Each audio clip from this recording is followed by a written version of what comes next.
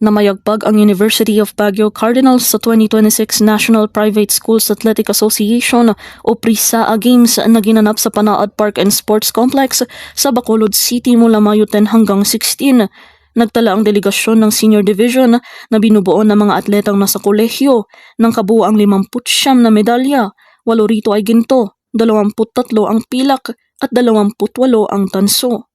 Mas marami naman ang nakuhang medalya ng Youth Division na binubuo ng mga atletang nasa sekundarya. Nakapag-uwi sila ng 69 na medalya, kabilang ang 31 ginto, 17 pilak at 21 tanso. Kabilang sa mga nagbigay ng karangalan sa universidad ang mga first-year student athletes na agad nagpakitang gilas sa pambansang kompetisyon. Isa rito si Dwight Dulnuan na nagkamit ng silver medal sa shot put. Ayon sa kanya, bagamat nagpapasalamat siya sa kanyang tagumpay, naniniwala siyang kaya pa niyang mas pagputihin ang kanyang naging performance. Masaya po, although not the best performance, but masaya naman po kasi first time PRISAA and medal po, mixed emotions po kasi hindi po ganun kaganda yung performance pero at least medal po. In terms of training po, sobrang on hand po yung mga coaching staff ng athletics from Coach Arnel to Coach Erica and Coach Jervin. Sobrang on hand po nila, lagi po nagbibigay ng program and lagi po kaming ginaguides for trainings in terms, lalo na po pag actual training tsaka sa strength training po. Samantala, ipinahayag naman ni athletics bronze medalist Sheila Dumiles ang kanyang pagmamalaki sa pag-uwi ng medalya para sa Cordillera. Gayunman, aminado siyang naging mahirap ang kanilang paghahanda dahil sa kakulangan ng mga pasilidad para sa pagsasanay sa lungsod. Siyempre masaya po kasi po nabigyan po kami ng opportunity po na i-represent yung not only yung school namin pati po yung Cordillera as whole sa national competition. Sa training naman po namin, yun nga po, hindi po masyadong, wala po kasi kami talagang proper training ground ngayon kasi po sabay po talaga na ni-renovate po yun. Pero kahit naman po ganun po is, nagawa naman po namin yung best namin dun sa National PRISAA na lumaban po kami, kaya yun po, nanalo naman po kami. Nakauwi pa din po kami ng medals po for Cordillera region.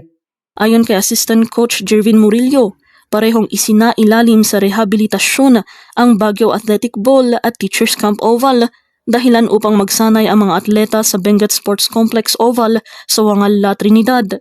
Yun nga, in relation to the preparation namin, mahirap siya kasi lalo yung oval sa Baguio at dito sa Teachers Camp is hindi siya open. So yung preparations namin, kailangan namin halos araw-araw na mag-training sa Wangal. Yun lang kasi yung available na training venue namin. Then nagpapasalamat din kami kasi inalaw kami ng Baguio City na mag-gym dun sa sports office kahit na ongoing yung yung construction ng oval, yung renovation. Sa kabila nito, sinabi ni Murillo na naging kasiya-siya pa rin ang naging resulta ng kanilang kampanya dahil nakapag-uwi pa rin ng mga medalya ang mga atleta sa kabila ng mga pagsubok na kanilang hinarap. Yung full performance naman namin, maayos naman siya. So far, may mga medalist tayo na na-produce at ayun, masaya naman. Masaya kami kasi kahit lumaban talaga yung mga atleta natin. So ayun, nakapag-produce tayo ng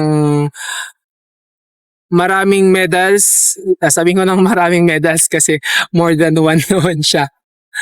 So yun lang po.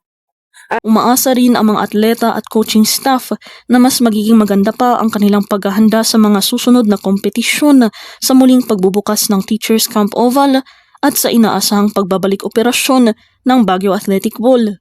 Nagbigay rin ng mensahe sina Dulnuan at Dumiles sa mga kabataang nagnanais maging atleta.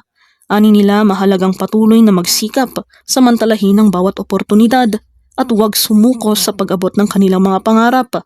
Ang 2026 National PRISAA Meet ay muling ginanap sa Bacolod City matapos ang 22 taon. Mahigit 500 miyembrong paaralan at tinatayang 12,000 atleta. coach, opisyal at delegado mula sa 17 rehiyon ng bansa ang lumahok sa prestisyosong palaro. Patunay ang tagumpay ng University of Baguio Cardinals na hindi hadlang ang limitadong pasilidad at iba pang mga hamon upang makamit ang tagumpay sa larangan ng palakasan. Ira Marzan para sa Herald Express.